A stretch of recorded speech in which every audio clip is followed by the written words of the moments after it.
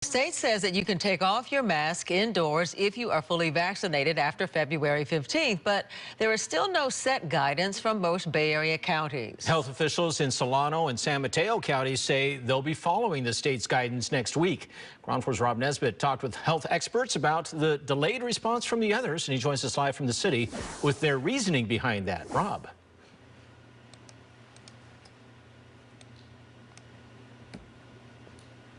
Where we were before this latest surge that had us wearing masks indoors again.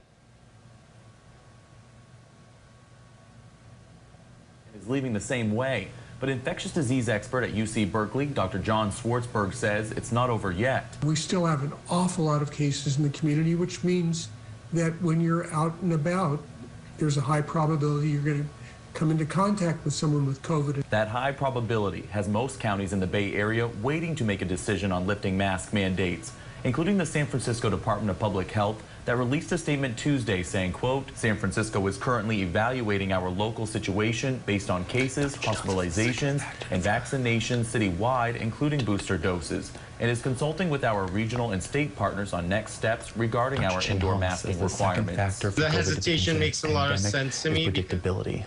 California are the same. Dr. Peter Chin Hong from UCSF says an ICU in San Francisco looks very different from an ICU in rural California. It's now a waiting game for when mask mandates from the CDC, state, and counties are all the same. So you can't fault people for being sort of like upset and confused, but I think what will happen over time just takes some time for all of these three bodies to come in alignment. Looking ahead, Governor Newsom says the state is preparing for the day when the coronavirus can be considered endemic, here to stay, but manageable like the flu. Dr. Chin Hong says the death rate needs to lower significantly for that to happen. Around 120 Californians are dying of COVID each day, according to the California Department of Public Health. This is a higher number of deaths per day than we had in the first two surges in California. So COVID is still killing people.